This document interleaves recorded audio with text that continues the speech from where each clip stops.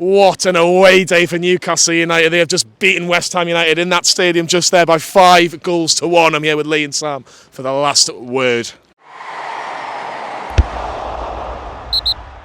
Welcome back to Newcastle Fans TV, everybody. Newcastle United have just won away in the capital on a Wednesday night. Up the fucking mags. You are right, young man. You are right, young man. Yes, Newcastle have just beaten West Ham, as that fan has just said, by 5-1. Lee, 2 changes. Joe Willock, the man who got the first goal, and Callum Wilson Bruno replaced Alexander Isak, who started, of course, against Manchester United. So it was interesting, a couple of changes. I think we did expect a couple of changes, but still a strong team regardless. Joelinton came in for Willock, didn't he? I wasn't surprised. I thought there would be for this one.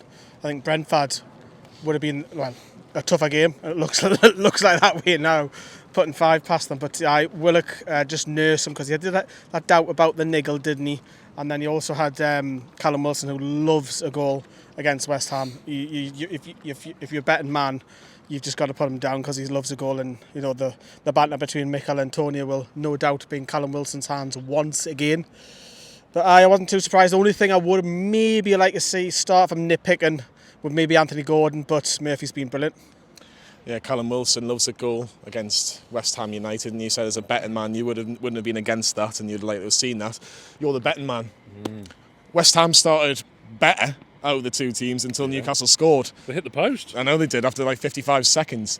But Callum Wilson, against the run of play from a saint-maximin cross, put Newcastle ahead, and it was just a little bit of a breather that we needed at that moment in time, wasn't it? Yes, Saint-Maximin was class today, class. He's starting now to find his form again and bringing a level of consistency. I said to you earlier, he's adapting and evolving and learning about what Eddie Howe wants from him. What does he want from him? Consistency. Just more control in his play, not as wild. And consistency, as Lee said there, is obviously very important. He is getting back, he is tracking back, he is putting the miles on the clock. And his crossing, superb on a plate for Wilson. Great header. Of course, he was going to score tonight. He always does. Can't wait to listen to the Footballers Football podcast next week. It's the second best podcast in the country, isn't it? It is, after the Greenwood and Mulliner show, of course, in which I should have been a betting man because I was Nostradamus for the Manchester United game, if you remember. You were. But look, forget about everything that's going on right now. Obviously, when Callum Wilson makes it 1-0, you're thinking brilliant, just nice and relaxed. It's we've got the goal advantage. It's just what we need. West Ham still applied more pressure, but Newcastle made it 2-0 from VAR, giving the goal eventually after a lovely through ball. I forget who played it now, so I do apologise. I haven't seen the goals back properly, especially with the view you get at West Ham. Was that many? Yeah, but there was plenty.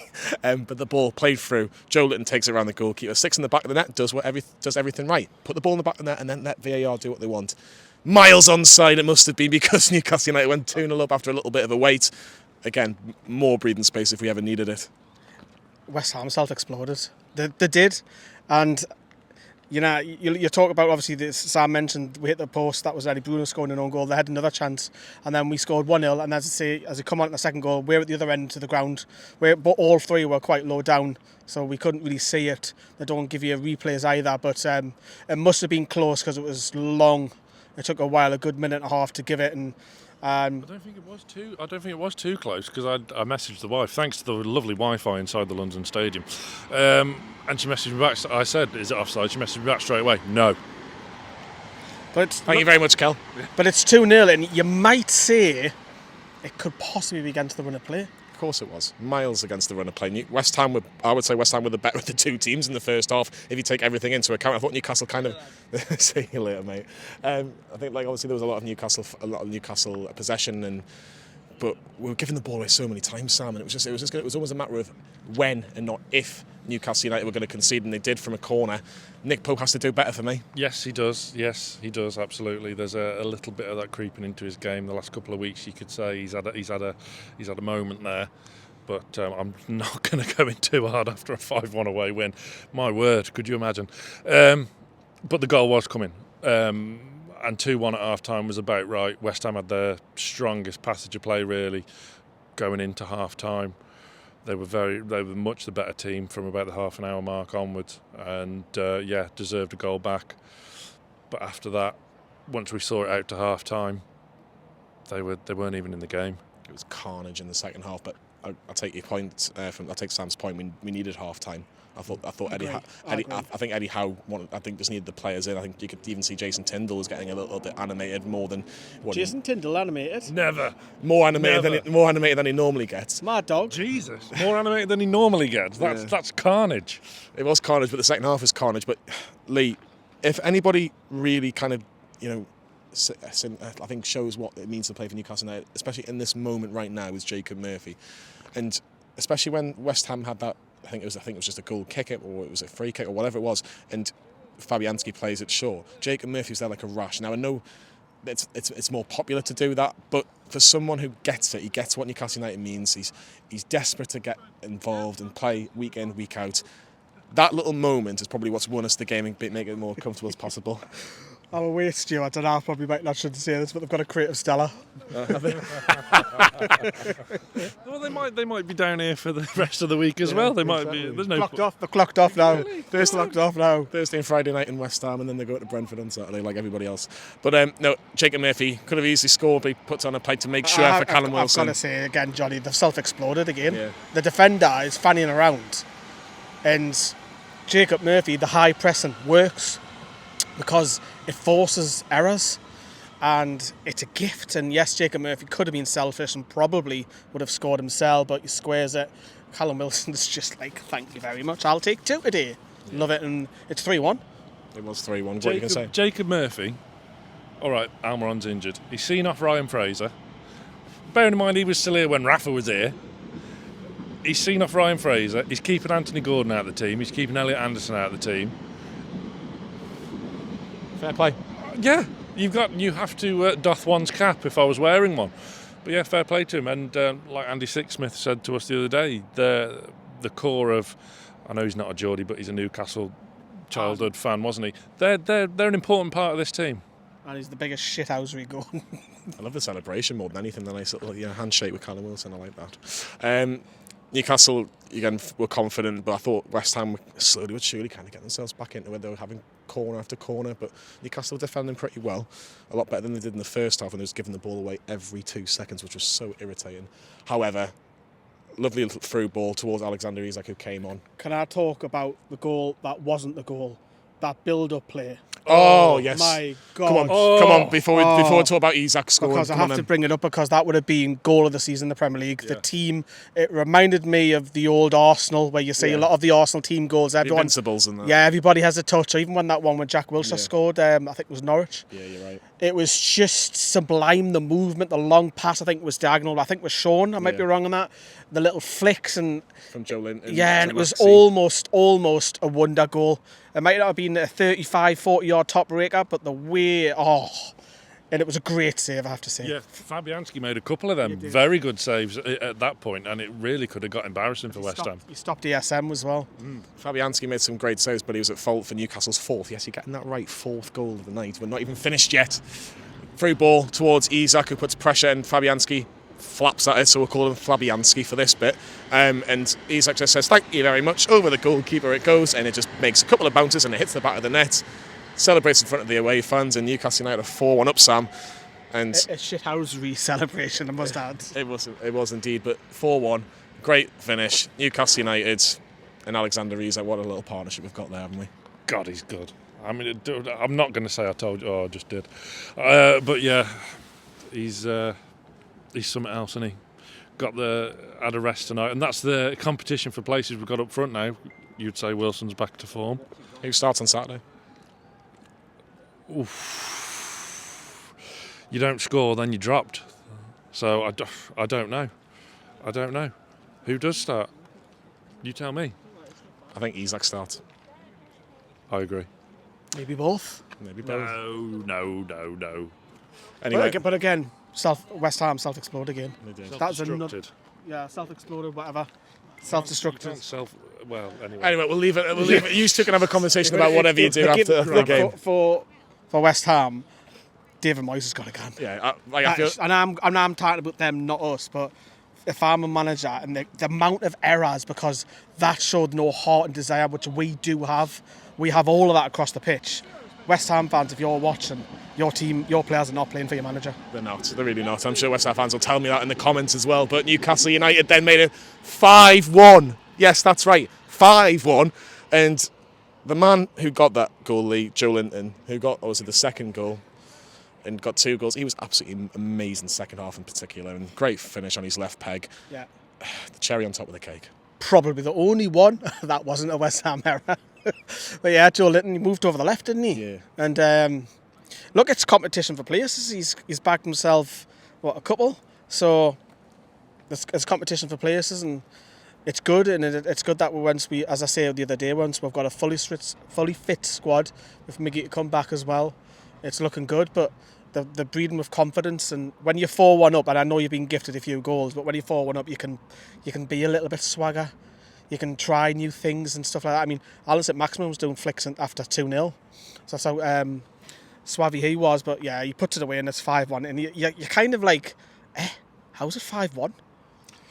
How was it 5-1? But it ended 5-1, and the Newcastle fans were going cheerio, cheerio, cheerio to the West Ham United fans. That stadium empties quick, doesn't it? Just a bit. I'll tell you it's what. It's a very odd one. It went very, very quick. But you know what? I don't really care, because we could have stayed there all night, because that's how good Newcastle United were. Let's see what Eddie Howe thought of it. I'm sure he was a very happy lad. Eddie, what did you think of that performance tonight? Yeah, it was a difficult game. I thought the high of Sunday to come here was a tough test psychologically. I thought we weren't at our very best, but we were clinical today. We probably haven't been like that for a while, so it's great to see us score goals, and the scoreline looked comfortable, but I didn't think it was. It was a tight game. I think we set such high standards for ourselves that we want the team to play at the very highest level. I thought we were a little bit sloppy in possession at times in our build-up phase, especially in the first half. I thought we were better second half. West Ham made it difficult for us. They've got good players. But no, I'm delighted with the spirit and determination to, even when not at our fluent best, win a really tough game. Yeah, and it's great to see, because it's something we haven't been. So to add that to our game, we'll be an even stronger team. So really pleased with the goals, really pleased with the goal scorers. We shared them around. So yeah, great day for us. And we are back. Lee, Eddie Howe, again, is very, very calm. He doesn't go massively over the top if we win 5-1 or if we lose by a lot. Well, to be fair, he hasn't really seen us lose many games in his tenure, but again, it's very much focused for the next game. And do you know what? Nice bit of smart thinking in regards to just staying in London for a couple of days, save them going and travelling for a couple of days, because why do that? Got a great stat for you. Come on then. We're unbeaten in London this season. Wow. Well, bit of a cup final faux pas happening there against London teams in the Premier League. Yeah, we are unbeaten. So let's. That stat comes with a pretty fucking heavy disclaimer. Yeah, it comes with a big asterisk. Yeah, a big asterisk. But yeah, what a stat, eh? What a stat. What I said, coming out just before, we played better against Man United than we did the Neat. Yeah, I agree. We battered Man United, and that should have been the other way around. Sorry, what did you say? We battered Man United. It should have been 5-6 against Man U. Really, we were gifted loads of goals tonight. Not saying that we don't deserve them, but we were gifted, and it breeds confidence. That's 4 wins on the belt, and the Champions League is for ours for the take. And now we're in the final running now. What's it? 10 games left. We're 3 points ahead with a game in hand. We've got to go and put every fan out there should be saying it now. And Kieran Tripp has already come out and said it a couple of months ago. We're going to go for the Champions League, and I think every fan needs to have that belief now. Let's get the table up on your screen. It'll come in the next few seconds there, and we'll talk about it, Sam, because Newcastle stay third in the Premier League, as Lee rightly says, and it's Brentford next, who have just lost to Man United this season by a 1-0, which obviously is kind of a little bit of a disappointment for them, because I think they would have fancied getting something from that from Old Trafford. But on the whole, Brentford next, away from home. They've beaten Liverpool, they've beaten Manchester United. They've drawn against Chelsea. I think it's only Arsenal that's really given them a bit, obviously, a defeat at Brentford. It's going to be a really, really tough game on Saturday. There's going to be some tired legs, especially in our midfield as well. It's going to be really tough. The toughest game of the 3 this week, you'd have to say. I think there was something in the air that we were just always going to beat Man United last Sunday, but this Brentford game is going to be really tough, really tough. So it'll be interesting to see what Eddie Howe does with his team selection, and especially in that midfield, because you can't drop Bruno, you can't rest Bruno, and would you really want to change a winning team too much? I know he made a couple of enforced changes tonight, but Willock certainly didn't look like he had a hamstring issue when he came on. So, but with those competition for places, as we saw, look at who we brought off the bench after 60 minutes. Isak, Gordon, and who else? Willock. Not too shabby. There's about £100 million worth of talent there. Incredible, absolutely incredible. I think Lee's quite right, actually. I think we can start dreaming a little bit for the Champions League. I've not allowed myself to do that because I think it's still we're still less than it's worst case. It's Europa League. Yeah. So I just think we're in Europe next season. I think it's pretty safe to say. It just depends which competition. I think obviously we've still got 10 games left, Lee. If you look at the last few seasons, 70 points is kind of like the nice figure to. If you get 70 points, I think only Leicester got 70 points and didn't make the Champions League. If Newcastle can get another 17 points from now until the end of the season, that's what just under 6 wins or 5 wins and a couple of draws out of our last 10 games. Newcastle are there. You would think from looking at from history. Yeah, so I think we're gonna be in Europe Conference or Europa or the Champions League. So I will keep it sweet because we are low on battery. But I think everyone should believe and have the belief, because if we don't make the Champions League and we lose a few on the bounce and get Europa League, just think back 12 months ago where we were. Quickly, last question. Sam, one word, who was man of the match tonight? Fabianski. Superb Newcastle performance. He was absolutely fantastic for us tonight, Fabianski. No. I'm tempted to say Maxi. I'm tempted to... You could make a case for so many. Fucking hell, one word and low battery. Maxi. Wilson. Joelinton. Tell us who's right, who's wrong in the comments, because Newcastle United are mint, and do you know what? Any of us could have been right with that answer. But me and Lee will definitely be at Brentford on Saturday afternoon. Maybe even Fordy might come along and say hello, because it is Brentford next. Lee's going to stay in London. I'm going to come back home and just see if Newcastle's all right. Makes no sense for you to go all the way back up and come all the way back to. Some of us have to work for a living. Yeah. 2 weeks holiday. I do work. What are you trying to say? I need to pay my mortgage. On that note, we'll wrap things up. Like and subscribe to Newcastle Fans TV. And from the London Stadium, we'll see you all very soon. Have.